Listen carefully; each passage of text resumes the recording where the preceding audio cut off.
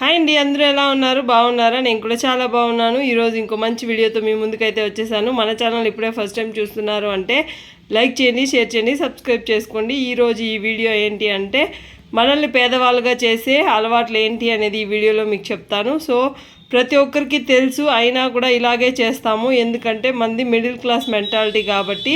So కానీ మనం రిచ్గా అవ్వాలి అంటే ఏం చేయాలి అని ఇంతకుముందు వీడియోలో మీకు చెప్పాను. ఇప్పుడు వచ్చేసి మనం పేదవాళ్ళగా మార్చే అలవాట్లు ఏంటి అనేది ఈ వీడియోలో డిస్కస్ చేద్దాము. ఓకేనా? వీడియో ఎండ్ వరకు చూడడానికి ట్రై చేయండి. సో వీడియోలోకి అయితే వెళ్ళిపోదాం. శాలరీ కన్నా ఎక్కువ ఖర్చులు చేయడం. ఫర్ సపోజ్ మీకు ఒక 50,000 శాలరీ వస్తుంటే మీరు ఒక 55, 60 అలా పెంచుకుంటూ పోవడం శాలరీ ఖర్చుల్ని. శాలరీ 50,000, మీ ఖర్చులు ఒక 10,000, 20,000 అలా ఎక్స్ట్రా ఖర్చు చేయడం వల్ల కూడా మనం పేదవాళ్ళుగా అయితే మారుతామన్నమాట. సో అలా కాకుండా శాలరీ రాగానే రాసుకొని దేనికి ఖర్చు పెట్టాలి అని రాసుకొని ఆ డబ్బుల్ని అలాగే సేవ్ చేసుకుంటే మనమైతే రిచ్ అయ్యే ఛాన్సెస్ అయితే ఉంది. కాబట్టి నా వీడియోస్ చూస్తున్నారు అంటే మీలో ఏదైనా మార్పు రావాలి అనుకుంటే ఫస్ట్ అయితే మీ ఖర్చులను అయితే నోట్ డౌన్ చేసుకోండి. సో మీరు ఈ రోజంతా ఏం ఖర్చు పెట్టారు అనేది ఒక పేపర్ పెన్ తీసుకొని రాయండి.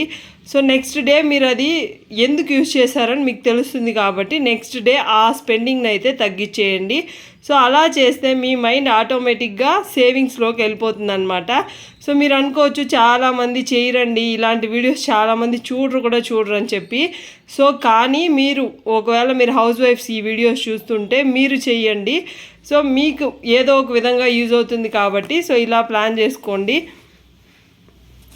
శాలరీ కన్నా ఎక్కువ ఖర్చులు అయిపోతుంటేనే మనమైతే పేదవాళ్ళుగా అవుతాము, అప్పులు అయిపోతాము. సో అలా కాకుండా ఫస్ట్ అయితే ఖర్చుల్ని రాయండి. నెక్స్ట్ టైం ఆ ఖర్చులు కాకుండా చూసుకుంటేనే మనం రాసిన దానికి ఒక వాల్యూ ఉంటుందన్నమాట.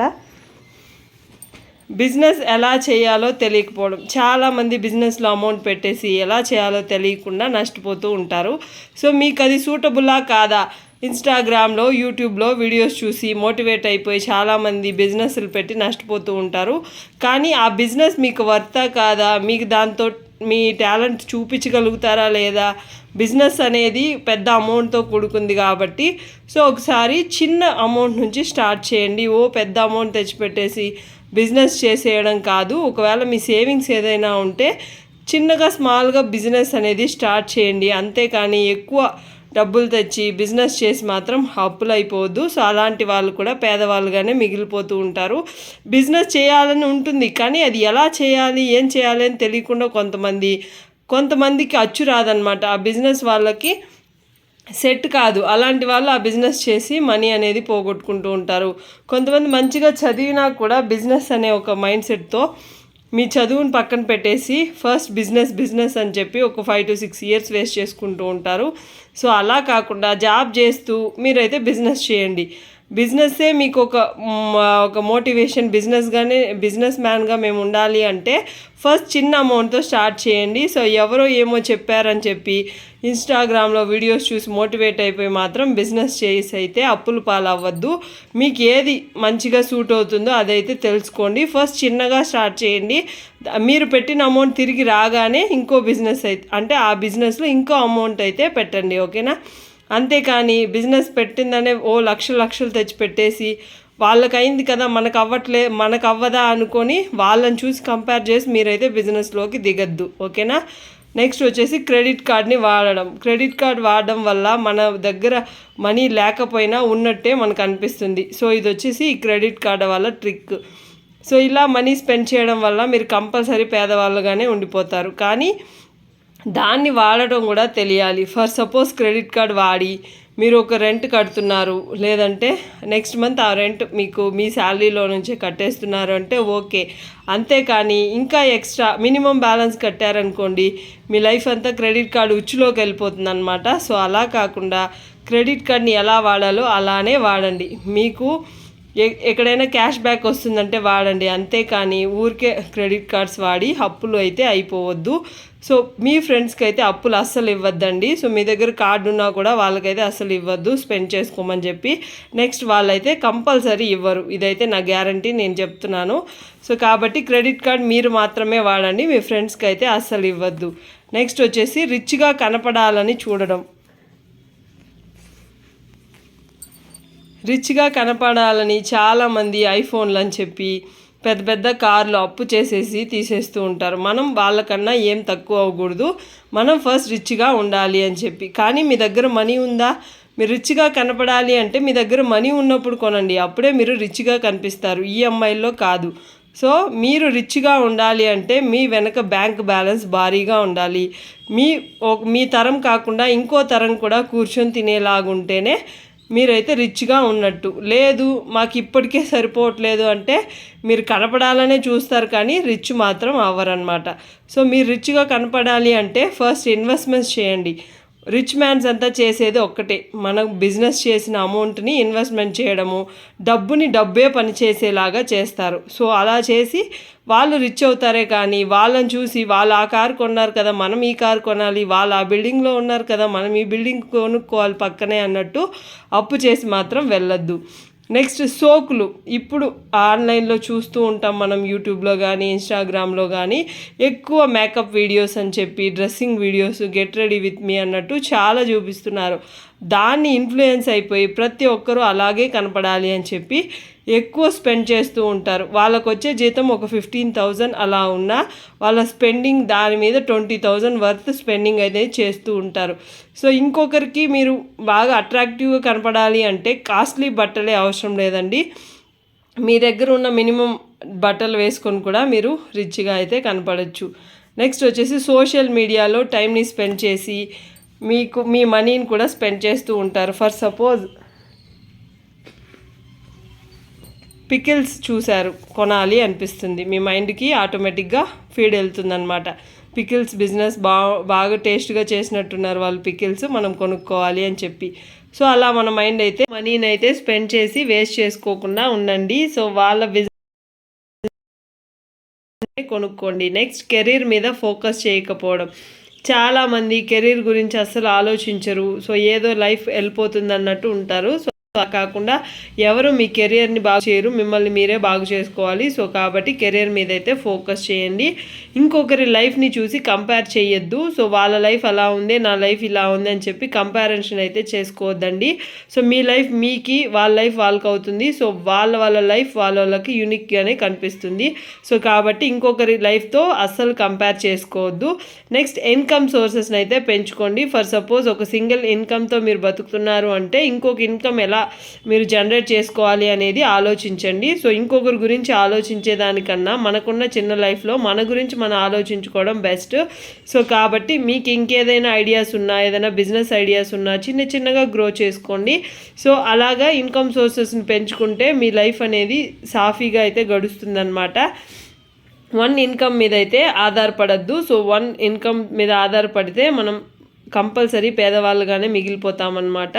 సో అలా కాకుండా మన డబ్బే పనిచేసి పెట్టాలన్నమాట. డబ్బుని మనం ఎక్కడ పెడితే మనకు నిద్రపోతున్నా కూడా మన డబ్బు సంపాదిస్తూనే ఉండాలి. సో అలాంటి చోటైతే మీరు ఇన్కమ్ సోర్సెస్ని అయితే పెట్టండి, మీకైతే మంచిగా యూజ్ అవుతుంది. ఫర్ సపోజ్ ల్యాండ్ కొనడము, లేదంటే గోల్డ్ కొనడము, ఇలా ఏదో ఒక విధంగా మీరు ఇన్వెస్ట్మెంట్ చేస్తారా, లేదంటే ఇన్కమ్ని పెంచుకుంటారా, లేదంటే మీరు ఇన్కమ్ సోర్స్ అంటే ఒక బిజినెస్ పెట్టి ఆ బిజినెస్ ద్వారా గ్రో అవుతారా అనేది మీ చేతిలోనే ఉంటుంది. మీరు దేని మీద పర్ఫెక్ట్గా ఉంటారు అని చెప్పి. నెక్స్ట్ వచ్చేసి అవుట్ సైడ్ ఫుడ్స్ ఎక్కువ తినడము. అవుట్ సైడ్ ఫుడ్స్ ఎంత అవాయిడ్ చేస్తే మన హెల్త్కి కూడా అంత మంచిది. సో ఎక్కువ ఫుడ్ తిని మన హాస్పిటల్ పాలవ్వకుండా తక్కువ ఫుడ్ తిని ఇంటి ఫుడ్ తింటే హెల్తీగా అయితే ఉంటామన్నమాట. నెక్స్ట్ హౌస్ డెకర్ ఐటమ్స్ చాలామంది వీడియోస్ చూసి మోటివేట్ అయిపోయి కొనుక్కుంటూ ఉంటారు. మీరు ఒకటి అర్థం చేసుకోవాలి, వాళ్ళకు ఒకవేళ వచ్చిన డెకర్ ఐటమ్స్ ఫ్రీగా అన్నా రావాలి, ప్రమోషన్ వల్ల అయినా రావాలి, లేదంటే వాళ్ళు మనీ ఎక్కువ ఉండి తీసుకొని ఉండాలి. అంతేకాని వాళ్ళని చూసి మీరు ఇన్ఫ్లుయెన్స్ అయిపోయి లింక్ ద్వారా వెళ్ళి మనీని అయితే వేస్ట్ చేసుకోవద్దు. డ్రెస్సులని మనం ఏదైనా వాళ్ళు కుర్తీ బిజినెస్ పెట్టినా అన్నిటికీ మనం వెళ్ళి కొనేస్తూ ఉంటాము. సో అలా కాకుండా మనకి ఏది అవసరమో దాన్ని మాత్రమే కొనండి. ఎక్కువ కిచెన్ యుటెన్సిల్స్ కొనడం. Most of the middle class people rented ఇంట్లోనే ఉంటాము. సో మనకి ఎంత కావాలో అంతే తీసుకుందాం, ఎక్కువ ఎందుకు.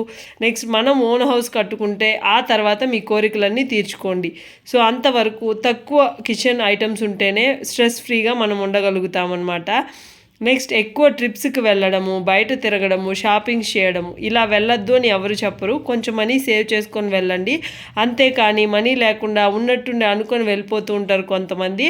అక్కడ ఎక్కువ మనీ ఖర్చు అయిపోయిందని మళ్ళీ వచ్చి ఫీల్ అవుతూ ఉంటారు. సో అలా కాకుండా ఫస్ట్ అయితే డిసైడ్ అవ్వండి, మీకు ఈ ట్రిప్ అవసరమా అని ఒకసారి ఆలోచించుకోండి. దాని తర్వాత అయితే మీరు ట్రిప్స్ అయితే ప్లాన్ చేసుకోండి. నెక్స్ట్ వచ్చేసి బ్రాండెడ్ ఐటమ్స్ కొనడం. మీరు మిడిల్ క్లాస్ ఫ్యామిలీలో ఉన్నారు అంటే మీకు బ్రాండెడ్ ఐటమ్స్ కొనాలి అంటే మీరు మంచిగా సంపాదించాలి. సంపాదన లేకుండా బ్రాండెడ్ ఐటమ్స్ అయితే కొనొద్దు. అది కొన్నా మీకు ఒక ఫైనాన్షియల్గా ఒక ఇబ్బంది ఉంటుంది, అలాగే మీకు మానసికంగా కూడా దాన్ని హ్యాండిల్ చేయలేరనమాట. సో కాబట్టి బ్రాండెడ్ ఐటమ్స్కి అయితే దూరంగా ఉండండి.